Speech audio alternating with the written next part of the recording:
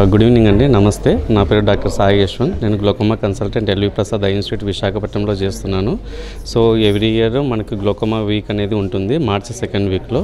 ఈ సంవత్సరం వచ్చేసి March 10 to March 16 glaucoma week అనేది చేస్తున్నాము. Uniting for glaucoma free world అనేది మనం మెయిన్ క్యాప్షన్గా ఎవ్రీ ఇయర్ ఒక్కొక్క కొత్త క్యాప్షన్తో ఉంటుంది. ఈ ఇయర్ మనందరం కలిసి గ్లోకోమా గురించి అవేర్నెస్ క్రియేట్ చేసి గ్లోకోమా గురించి లేకుండా అన్నట్టుగా మనం చేయడం అనేది ఈ సంవత్సరం ఒక మన స్లోగన్ అనేది.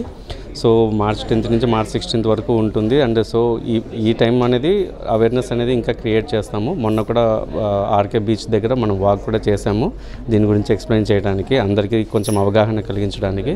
సో గ్లోకోమా అనేది ఎవరిలైనా వస్తుంది, చిన్నపిల్లలైనా వస్తుంది, యంగ్ వాళ్ళలో వస్తుంది, ముసలి వాళ్ళలో వస్తుంది, ఎవరిలైనా వస్తుంది. మెయిన్గా 40 సంవత్సరాలు దాటిన వాళ్ళలో వస్తుంది. స్టిరాయిడ్స్ ఎక్కువ యూజ్ చేసిన వాళ్ళలో కూడా వస్తుంది. సో స్టిరాయిడ్స్ అనేది అందుకే డాక్టర్ పర్యవేక్షణ లేనిది ఎవరు కూడా వాడకూడదు. అండ్ ఇంట్లో ఎవరికైనా ఆల్రెడీ గ్లోకోమా కూడా ఉంటే వాళ్ళ పిల్లలు వాళ్ళందరూ కూడా జనరేషన్స్ కూడా కొంచెం ఒకసారి కంపల్సరీగా చెకప్ అనేది చేయించుకోవాలి.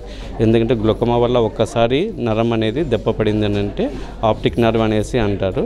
సో ఆ నాడి అనేది మనం దెబ్బతినిందంటే ఆ చూపు అనేది మళ్ళీ తిరిగి రాదు. అది అర్లీగానే మనం కనుక్కొని మనం ట్రీట్మెంట్ అనేది స్టార్ట్ చేస్తే కనీసం ఉన్న చూపును మనం కాపాడగలుగుతాము. దీనికి డిఫరెంట్ టైప్ ఆఫ్ మెడిసిన్స్ అనేవి ఉంటాయి. కొన్ని డ్రాప్స్ ఉంటాయి, కొన్ని లేజర్స్ ఉన్నాయి. దేనివల్ల కాకపోతే అప్పుడు ఆపరేషన్ అనేది చేయాల్సి వస్తుంది.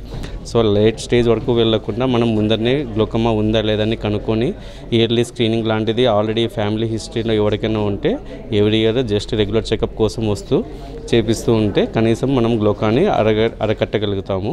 అండ్ మనము చూపుని అనేది కాపాడగలుగుతాము.